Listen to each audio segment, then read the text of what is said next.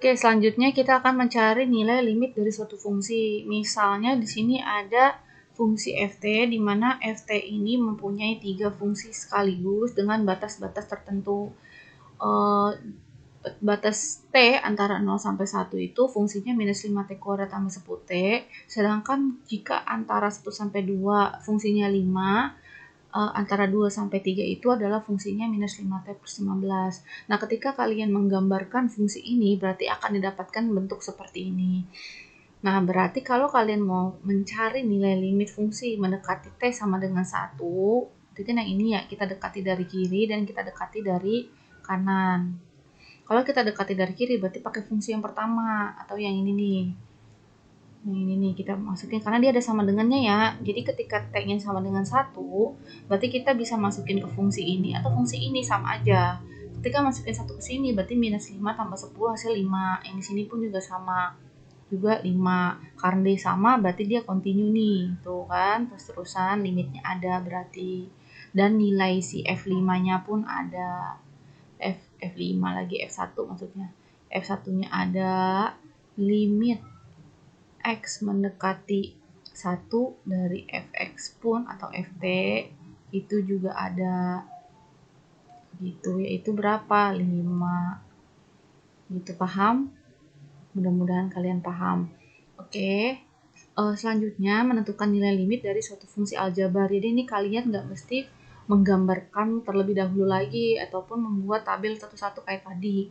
Nah, caranya ada 2, yaitu yang pertama dengan substitusi, yang kedua itu adalah dengan cara pemfaktoran. Cara yang kedua yaitu pemfaktoran itu kalau dia bentuk dari fungsi aljabarnya itu ketika kamu masukin suatu titiknya, pendekatannya itu dia 0/0. Kalau dia fungsinya tak tentu. Tapi kalau dia fungsinya bukan tak tentu, di sini bilang dia disubstitusiin aja biasa nih. Jadi cara yang kedua itu yaitu difaktorkan apabila dia bentuknya tak tentu. Gitu. Contohnya di sini yang pertama ada fungsi limit X mendekati 2 dari X kuadrat min 3X plus 2 per X kuadrat min 4. Kita substitusikan terlebih dahulu, masukin aja.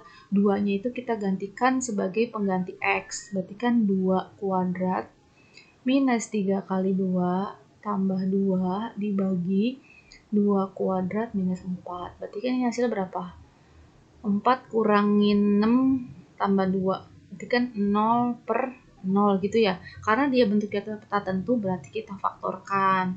Nah, X kuadrat min 3X plus 2 per X kuadrat min 4. Kita faktorkan yang atas dulu. X kuadrat minus 3X tambah 2 per X kuadrat min 4. Ini ada limitnya ya.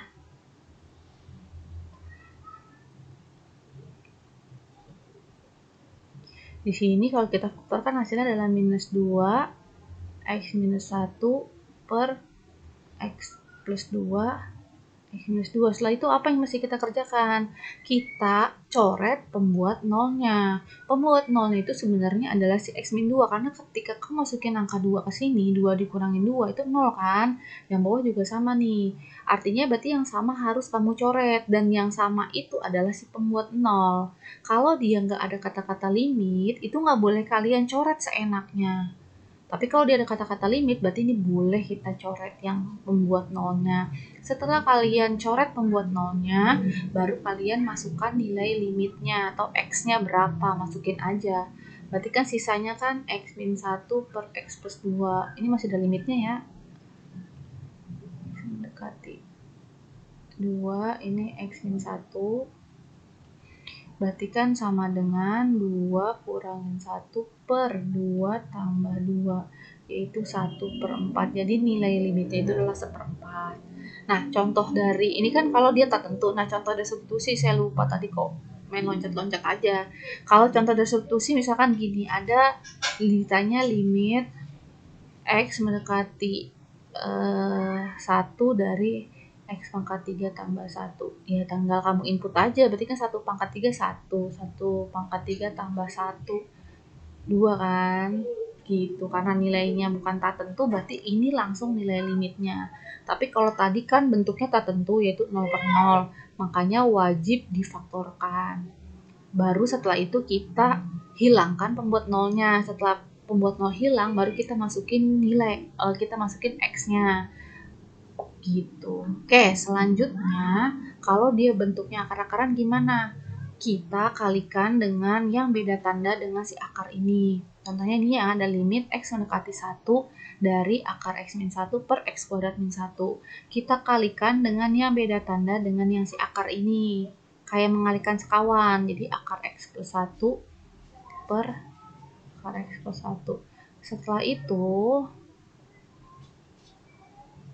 ini kan berarti yang bawahnya dibiarin aja nih. Karena dia nggak sekawan. Nah, kalau yang sekawan, kalau ada A plus B dikali A min B, hasilnya pasti kan A kuadrat min B kuadrat. Berarti kan ini hasilnya adalah akar X kuadrat min 1 kuadrat gitu kan. Berarti kan ini hasilnya X min 1 yang atas.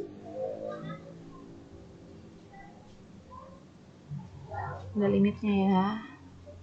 Jadi selama pembuat nolnya itu belum hilang, itu masih ada nilai limitnya. Nah, habis itu, ini kan yang bawah itu yang X kuadrat min 1 bisa difaktorkan. Jadi X plus 1, X min 1, X tambah 1. Kemudian kita cek dulu pembuat nolnya. Ternyata pembuat nolnya itu adalah si X min 1 nih. X min 1 dimasukin, berarti kan 1 kurang 1 kan 0. Yang bawah juga sama nih. Berarti ini boleh kita coret karena dia adalah pembuat nolnya. Ya sudah, setelah itu sisanya apa? 1 per X plus 1 dikali akar X tambah 1. Setelah itu tinggal kita input aja nilai X-nya ke sisa fungsinya. Berarti 1 per 1 tambah 1 adalah 2. Akar 1 tambah 1 adalah 2. Berarti hasilnya juga 1/4. Kayak gini ya. Jadi pertama-tama itu kalian mesti cek dulu dia itu tak tentu atau bukan. Ini harusnya kalian cek dulu ya tak tentu atau bukan nih yang ini. Soalnya kan 1, akar 1 kan 1 kurang 1 0. Yang bawah juga sama, ternyata 0 juga. Bentuknya 0/0 tak tentu. Berarti harus dihilangkan pembuat nolnya. Karena dia bentuknya akar, berarti kita kalikan dengan yang sekawan. Kayak gitu ya caranya ya. Selanjutnya sifat limit. Sifat limitnya lupa di input. Kalian bisa cari ya sebenarnya di internet ya. Jadi bagaimana penggunaan dari sifat limit ini, karena sebenarnya nggak susah ini. Nah, ini adalah sifat-sifat limitnya. Nah, ini kalian pelajari saja nanti ya. Nah, ini deh.